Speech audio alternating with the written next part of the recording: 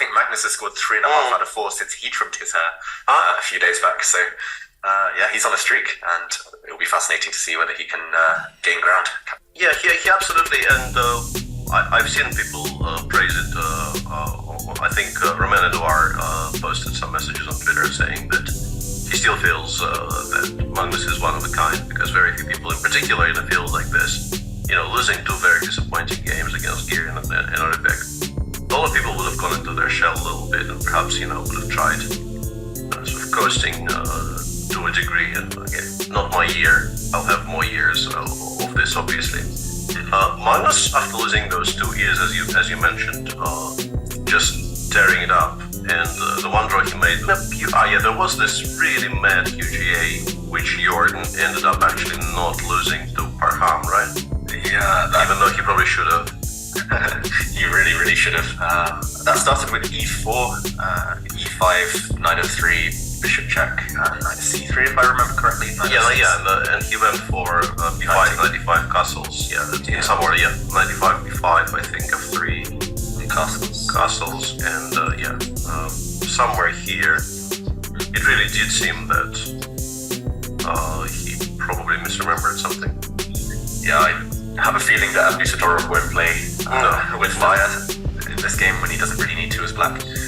So he's probably got some more solid approach in mind. Anish, meanwhile, is considering whether to play e4, super ambitious, or maybe some of the more traditional lines with e3. But it is e4, e5 again, Peter.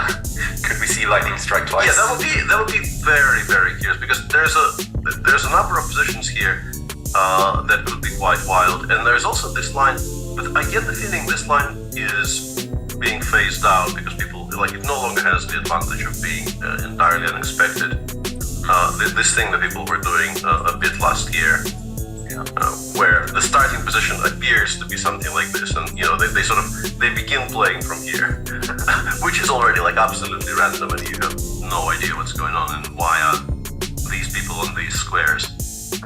There was very much the main line, and there were endless games by Sergei Rublevsky starting with knight c6, castles, queen f6, or however it was going in those days. And knight d2 is also a move, I guess, knight bd2. So there's kind of 3 options. I'm not sure the state of this these days, it's quite rare. I was going to say, it's a perfectly legal move and there's no reason why it shouldn't be playable, but I don't believe I've seen this very much at the top level, and I have sort of stopped looking at the QGA properly a long, long time ago, so why? I think some hustlers were playing this back in the day, and c3 here for black, and it gets a bit crazy, but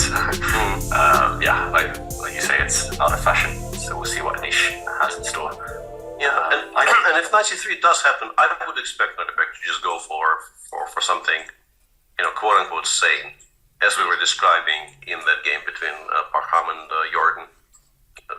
The sane options include something like this, with the idea of going knight bc6, perhaps bishop b7, even castle long.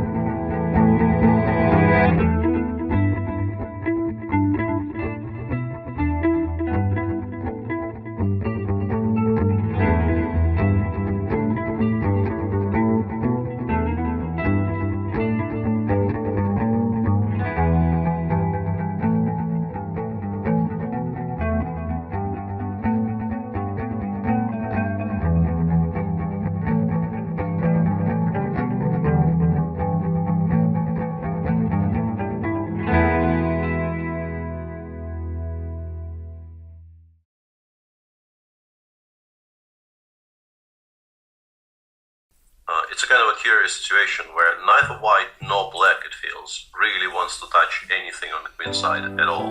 Yeah. Because as long as these guys stay on their starting squares, the white king on c5 is sort of the full extent of where you can get to with this knight. With the knight, is a knight, it's a king.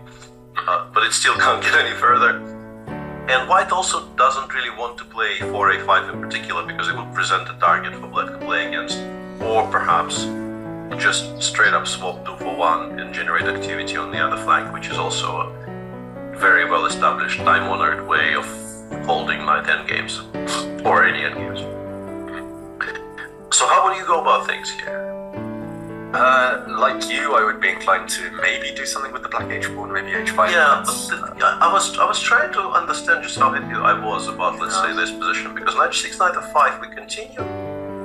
But maybe it's just fine. Maybe just knight f4. We just put it on f4 and... I like this idea because there's ideas of just kind of knight d3 check and you go back, and maybe sometimes you go around. But at the very least, you kick white's king away and you say you're not going to enter. Mm-hmm. If the white king can't sit on c5 forever, then there'll be no way it's going to enter. Mm-hmm. I like this for black. I was also wondering if I can play like a similar idea, maybe in the start position. If Nodirbek is afraid of touching his h pawn and thinks it might become a target, then maybe something like knight c6, b8, d7. I'm assuming knight c6 forces knight f5 to stop that. Pretty much, yeah. I don't think we can allow knight d4 for sure, yeah. And unless the white knight can attack something, then knight d7 check is just, again, going to drive the king slightly further on. I like this, actually. Just moving it away from c5, perhaps introducing, let's say, if white does... It's very difficult to find a stupid pass. Yeah, I don't think it is, but that would be one way to explain a somewhat odd choice of move. I guess king h2 does prepare b4, because if b4 in the last move, queen d1 check would have picked up a pawn. So yeah, maybe you're right, Peter. Maybe he was just trying to block the opponent's plans, but it does feel a bit... Looks like Anish's endgame disappeared just as we were watching it, which I guess indicates that they weren't... he just offered to draw with g3. And then I'm really... has Nodirbek actually thought with black about continuing there? Because it looked like that position was on the board for quite a while. This is an ambitious guy, Nodirbek. Yeah, unusual. And in the meantime, there's some development